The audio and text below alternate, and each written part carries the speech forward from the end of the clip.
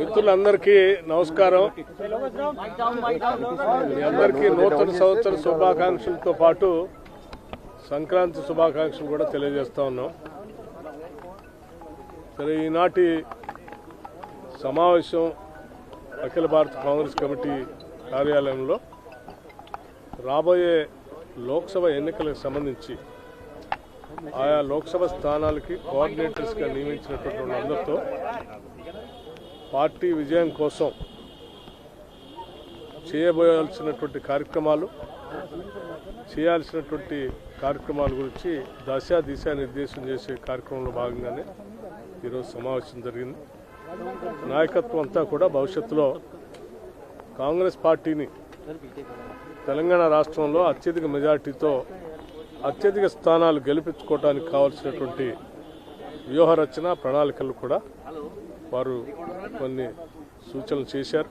దానికి అనుగుణంగా రాష్ట్రంలో పార్టీ ఒక యాక్షన్ ప్లాన్ తయారు చేసుకొని ముందుకు పోతుంది. సార్, ఏంటి సార్ టార్గెట్ ఏంటి? పార్లమెంట్ ఎన్నికల్లో ఎన్ని సీట్లు గెలవాలనేది కాంగ్రెస్ టార్గెట్? అత్యధిక స్థానాలు గెలవటం కోసం కాంగ్రెస్ పార్టీ టార్గెట్ పెట్టుకుంది. సార్, కేటీఆర్ ఈరోజు మీకు వాళ్ళకి 1.25% ఓట్లు తేడా, అసలు కాంగ్రెస్ వాళ్ళు గెలుస్తాం అనుకోలేదు, నెక్స్ట్ ఎలక్షన్ వాళ్ళు గెలిచే అవకాశం లేదు కాబట్టి బలంగా పనిచేయాలని వాళ్ళు టీఆర్ఎస్. సరే,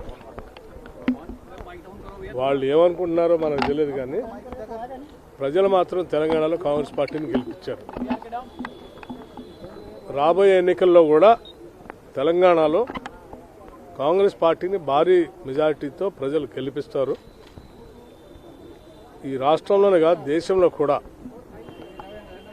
దేశ ప్రజల సంపద అంతా కూడా దేశానికే ఉండాలని, దేశ వనరులన్నీ కూడా దేశానికే ఉండాలని రాహుల్ గాంధీ గారి నాయకత్వంలో, ఖర్గే గారి ఏఐసిసి అధ్యక్షుడిగా దేశవ్యాప్తంగా ఈ కార్యక్రమాన్ని తీసుకొని ముందుకు పోతా ఉన్నారు.